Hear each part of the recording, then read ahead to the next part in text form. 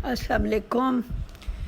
آج ایک بڑی خوبصورت تحریر پڑھی جو عمر کے 40 سال پورے ہونے کے بارے میں تھی کہ 40 برس جو ہوتی ہے یہ بندے کو، عورتوں کو تو خاص طور پہ لگ رہا ہوتا ہے کہ وہ ہماری تو بڑی عمر ہو گئی ہے، حالانکہ لکھنے والے نے لکھا ہے کہ یہ عمر بہت ہی انتہائی خوبصورت ہوتی ہے۔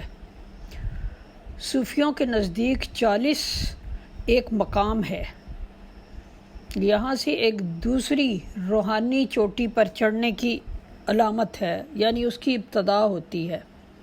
اس کے علاوہ بھی 40 کا جو ہندسہ ہے بڑا امپورٹنٹ ہے۔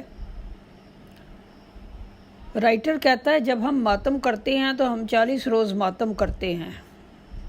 جب بچہ پیدا ہوتا ہے تو اسے زمین پر زندگی کے آغاز کی تیاری میں 40 دن لگتے ہیں۔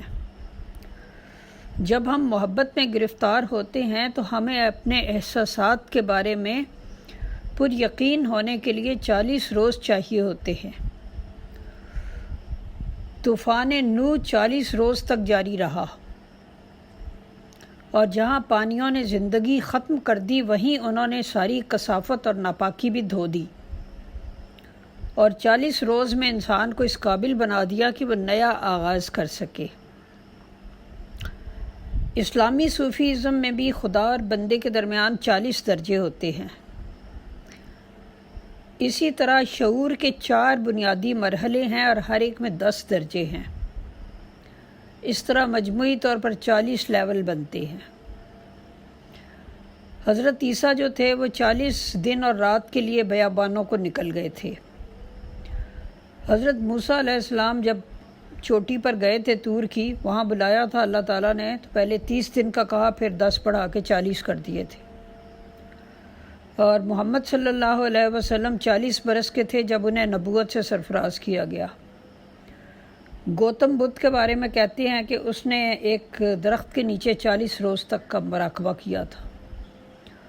اور شمس تبریز کے محبت کے جو 40 اصول ہیں وہ بھی بڑا امپورٹنٹ ہے۔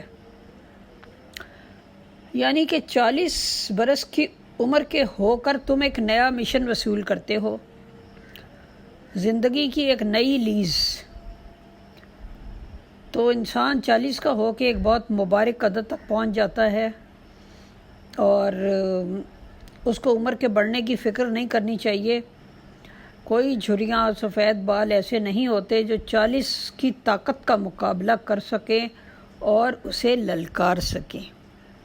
تو مجھے بڑا اچھا لگا یہ پیراگراف، تو میں نے کہا چلو آپ لوگوں سے بھی شیئر کروں۔ Thank you.